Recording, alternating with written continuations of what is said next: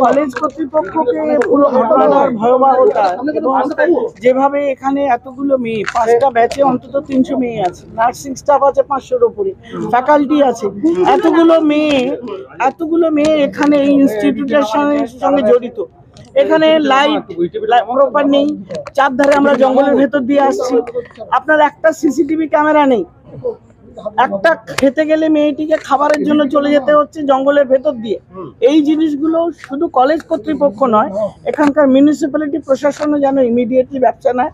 আমার with the police, administration, principal, superintendent সবার সঙ্গে কথা হয়েছে, and I will email them tomorrow. ভিকটিমের সাথে কথা বলেছেন ম্যাডাম? ভিকটিমকে সম্পূর্ণ কথা বলেছি, মেন্টালি অনেকখানি চাপের মধ্যে আছে, আনস্টেবল, ভালো করে কথা বলতে পারছে না, শারীরিক ইনজুরি হয়েছে মারাত্মকভাবে এবং তার চিকিৎসা চলছে। এখন তার ভাইটাল স্টেবল, কিন্তু শি ইজ নট ফিট, মানে উঠে দাঁড়াবারও ক্ষমতা নেই, এইরকম একটা ভয়াবহ। হ্যাঁ, শি ওয়াজ গ্যাংরেপড। আর ওর একজন বন্ধু, আপনারা তো ঘটনাগুলো সবই জানেন, এবং জঙ্গলের দিকে পালাতে গিয়ে ঘটনাটা হয়েছে। ও যদি রাস্তা দিয়ে উল্টো কলেজের দিকে আসতো তাহলে হয়তো ঘটনাটা ঘটতো না। হ্যাঁ, সেটা পুলিশ বলবে। সহপাঠী একসাথে পড়ে, একসাথে এখানে বাবা মা ছাড়া হস্টেলে থাকে ছেলেমেয়েরা, আমরাও মেডিকেল স্টুডেন্ট, সুতরাং বন্ধুদের বিশ্বাস করাটাই ধর্ম। এবার বন্ধুদের বিশ্বাস করতে গিয়ে, খাবার আনতে গিয়ে রাত্রেবেলাটা এত বড় একটা মারাত্মক ধরনের দুর্ঘটনা যদি কলেজের কাছে, যেরকম পশ্চিমবঙ্গে আগে কোনোদিন শুনিনি, এইরকম ঘটনা ঘটে যাওয়ার পরে কে দোষী কে দোষী নয় এক্ষুনি এই পয়েন্টে দাঁড়িয়ে কথা ঠিক নয়। কিন্তু মেয়েটির বয়ান শুনে মনে হলো যে তার বন্ধু তাকে বাইরে যেতে বাধ্য করেছিল, ফোন করেছিল, এবং তার বন্ধু তাকে যখন এরা দেখলো বাইরের ছেলে 3-4-5 এসে গেছে, পালিয়ে গেল ওকে ফেলে, উইদাউট রেস্কিউইং। তো এই জিনিসগুলো সন্দেহ দেয়। এবং আরেকটা পয়েন্ট বললো যে ফোনে ওদের সঙ্গে কথা বলেছে। তো এই জিনিসগুলো পুলিশ বলবে, আমি তো এগুলোর মধ্যে নেই। আমি কনসার্ন একজনকে ডিটেইন করেছে, বাকিটা পুলিশকে ইন্টারভিউ করবেন, আমাকে নয়।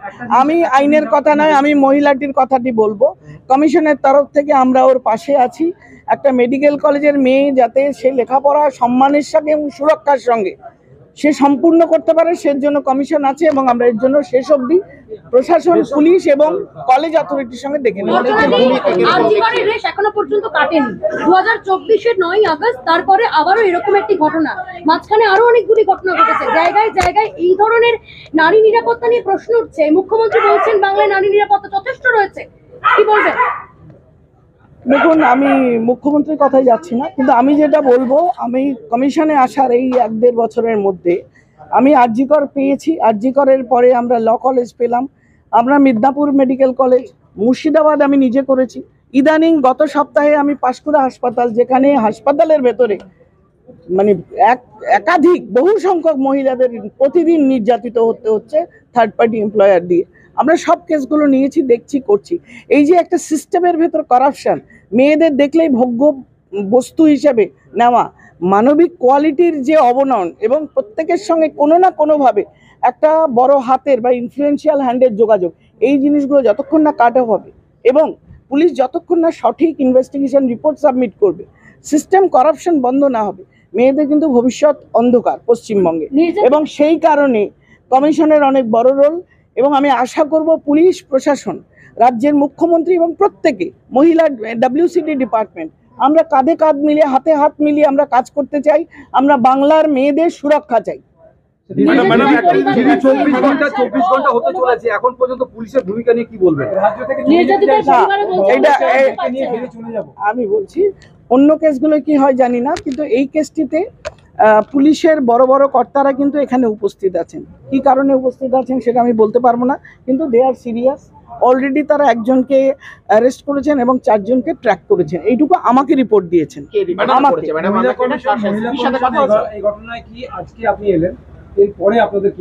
হ্যাঁ, নিশ্চয়ই। আমরা তো কাজের বাইরে মুখ দেখাতে বা মিডিয়া করতে আমরা আসি না, কারণ আজকে আমার বোলপুরে 4টে,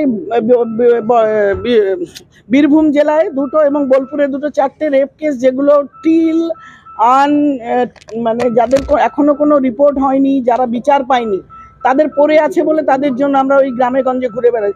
সেখানে এই খবরটা সকালে পেয়ে আমি যাওয়ার সময় কভার করার ডিসিশন, ইমিডিয়েটলি কমিশন অফিস থেকে পারমিশন, এবং এটা দেখে আমাদের যে ইনস্ট্রাকশন সেগুলো সমস্ত জারি করার ইনস্ট্রাকশন আমি ক্লিয়ারেন্স পেয়েছি, পেয়ে আমি এখানে এসেছি। আমরা এটার ইমিডিয়েটলি পুলিশ কি করলো টাইম টু টাইম আমরা দেখব, আমরা নিজেরা প্যারালেল ইনভেস্টিগেশন করব, এবং এই ঘটনার জন্য যারা যারা দায়ী প্রত্যেকটা অথরিটি ইনক্লুডিং গভর্নমেন্ট এবং পাবলিক সেক্টর, এই হাসপাতালের অথরিটি প্রিন্সিপাল থেকে শুরু করে এখানে আশেপাশে মিউনিসিপ্যালিটি, লাইটিং সোর্স সবগুলো রেকমেন্ডেশন দিয়ে এখানে যাতে আরেকটা মেয়ের এই ঘটনা না ঘটে সেটা হলো আমাদের কাজ। নিজের বাবা বলছেন যে এই রাজ্যে তারা রাখতে ভয় পাচ্ছেন, খুব ভয় পেয়ে গেছে। মেয়েটি তো মুখ থেকে কথা বেরোচ্ছে না। মা বাবা দেখুন, একটা প্রাইভেট মেডিকেল কলেজে পড়াতে পয়সা লাগে, বাবা মা অত কিছু বড় লোক নয়, কষ্ট করে তাদের মেয়েকে ডাক্তার বানাবার স্বপ্ন নিয়ে এখানে পাঠিয়েছেন। সেই স্বপ্ন আজকে ভেঙে চুরমার। মেয়েটির ভবিষ্যৎ, মেয়েটির নারী সত্তা আজকে বিপদ শুধু নয়, তার সম্মানের যে আঘাত হয়েছে সেটা বোধহয় জীবনে কোনোদিন সে রিপেয়ার করতে পারবে না। সেই জায়গায় দায়ীকে, দায়ী কি কলেজ কর্তৃপক্ষ বলবো না, দায়ী কি মেয়েটি না, দায়ী কি তার আমাদের রাজ্যের পুলিশ প্রশাসন, এবং এরা না, প্রত্যেকেই যৌথভাবে কিছু না কিছু জায়গায় কিছু না কিছু ল্যাকিউনি আছে। এখানে ক্যামেরা নেই কেন, সিসিটিভি নেই কেন, মেয়েটি কেন খেতে বাইরে যেতে হয়েছিল, কলেজ ক্যাম্পাসের কাছাকাছি কেন খাবার ভালো জায়গা করা হয়নি, এইগুলো কর্তৃপক্ষকেও দৃষ্টি, যেখানে এইগুলো কনসার্ন, যেখানে আমার 1000 মেয়ে আছে, তো 1000 মেয়েকে আমাকে খাবার জন্য রাত্রে ডিনারের ওরা এটা ওটা বাচ্চারা খায়, তো সেগুলোর ব্যবস্থা রাখতে হবে। সে অন্ধকারে জঙ্গলের ভেতর দিয়ে 1 মাইল গিয়ে সেই খাবার কিনবে, কলেজ উদাসীন থাকবে, তাহলে এরকম ঘটনা ঘটবে। কারণ মানুষের মানবিকতা, কোয়ালিটি কম্প্রোমাইজ। সেই জায়গা দাঁড়িয়ে সুরক্ষা দিতে গেলে, মেয়েদের সুরক্ষা দিতে গেলে আমাদের সকলকে একত্রে, আমি আবার রিপিট করছি, আমাদের প্রত্যেককে কাজ করতে হবে। এবং ওয়েস্ট বেঙ্গলের যে পুলিশের থেকে শুরু করে প্রশাসনের যে গুণ ধরেছে, যে কেস আনসলভ, এনসিআরবি বলছে আমাদের 4 লক্ষের ওপরে মেয়েদের ওপরে ক্রাইম আনসলভ, এখনো অবধি বিচার হয়নি, সারা ভারতবর্ষের মধ্যে 1 নম্বরে। তো এই জিনিসটা আমাদের ইমিডিয়েটলি ফাস্ট ট্র্যাক কোর্ট হোক, যে কোনোভাবে হোক, এগুলোকে সলভ করে মেয়েদের বিচার দিতে হবে। শুধু তাই নয়, আমাদের এই যে এই ক্রাইমগুলো হচ্ছে, এই ক্রাইমগুলোর পরবর্তীকালে দেখছি আমরা এখন সব দৌড়াদৌড়ি করলাম, 7 দিন পরে ধামাচাপা পড়েই গেল, সেটা আর তারপরে আর আলো দেখলো না। এই জায়গাগুলো থেকে কমিশনে তুলে আনাটা আমি আমাদের কাছে। ইনফ্রাস্ট্রাকচার ল্যাক্স ছাড়া আর কোনো ল্যাক্স কলেজ কর্তৃপক্ষের সঙ্গে কথা বলে, কলেজের ইনফ্রাস্ট্রাকচার তো আমি বললাম, আমি ওনাদের বলেছি প্রপার ক্যামেরা, সিসি ক্যামেরা উপযুক্তভাবে, শুধু কলেজের ভেতরে নয়, কলেজের বাইরে যে 2 কিলোমিটার রাস্তা জঙ্গলের ভিতরে, সেখানে ক্যামেরা, আজকাল সোলার এআই জেনারেটেড ওই ভালো ক্যামেরা, রোটেটিং এইসব পাওয়া যায়, এগুলো দিয়ে কাউকে আইডেন্টিফাই করা কোনো কঠিন কাজ না, সেটা করতে হবে।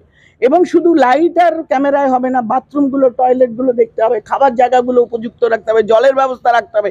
রাতের বেলা বাচ্চারা হাসপাতালে কাজ করে, এই সুযোগ সুবিধা না দেখলে তারা বাইরে যাবে, বিপদের মুখে পড়বে। এটা হলো কলেজ কর্তৃপক্ষের 1 নম্বর। 2 নম্বর, এত বড় একটা হাসপাতাল, মানে এতগুলো মানুষ, ধরুন প্রায় 1000 মহিলা ইনভলভ, সেখানে এই নিরাপত্তা না দিয়ে কলেজ চালানোটা তো একটা ক্রাইম। কলেজ কর্তৃপক্ষের বিবৃতিতে বলা হয়েছে শারীরিক নির্যাতন, কোনোভাবে ধর্ষণের কথা উল্লেখ নেই। বয়ানে একটা অসঙ্গতি, আমি কনফ্রন্টেশনে যাব না, আমি মেয়েটিকে নিজে ডাক্তার হিসেবে নিজে এক্সামিন করে দেখে এসেছি, she had vaginal injury also. আর কি বলবো?